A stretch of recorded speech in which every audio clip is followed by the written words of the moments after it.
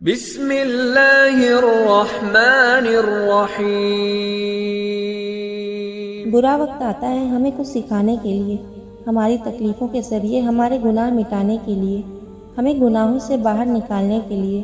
بس برا وقت ہمارے لیے نصیحت ہے، لیکن جب برا وقت آتا ہے تو ہم کیا کرتے ہیں؟ اللہ پاک کی قربت حاصل کرنے کے بجائے اسے شکوے شکایت کرنے بیٹھ جاتے ہیں کہ اللہ پاک ہم ہی کیوں، یا اللہ پاک ہمارے ساتھ ہی کیوں۔ ہم انسان ہیں، ہم نیکیاں گن گن کر کرتے ہیں اور ہمارے گناہوں کا کوئی حساب ہی نہیں ہوتا۔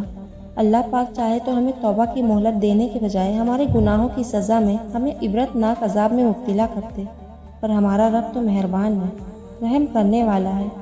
پہلے ہمیں توڑتا ہے تاکہ ہمیں نئے طریقے سے جوڑ سکے، اور اس کے طریقے سے جڑنے کی لذت ہی الگ ہے۔ یہ ہمارے اوپر اس کا احسان ہے۔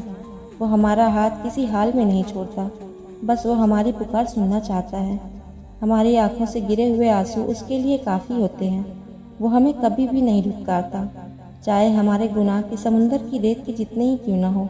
ہم ایک گناہ کو بار بار کرتے رہتے ہیں اور وہ ہمیں ہماری ہر توبہ پہ معاف کرتا رہتا ہے۔ ہمارے گناہ اتنے ہیں کہ خوشیوں کے تو ہم حقدار ہی نہیں ہیں، لیکن وہ رب تعالیٰ غم کے بادل چھاٹنے کے لیے ہم پر رحمت کی بارش برساتا ہے، اور ہم اس سے شکوہ شکایت کرتے ہیں کہ آخر برا وقت ہم پر ہی کیوں آتا ہے۔ ہم انسان بس یہ چاہتے ہیں کہ ہمیں ہمیشہ خوشیوں کے دلدل میں دھنسا جائے اور غم کے آثار ہمیں چھو کر بھی نہ گزرے۔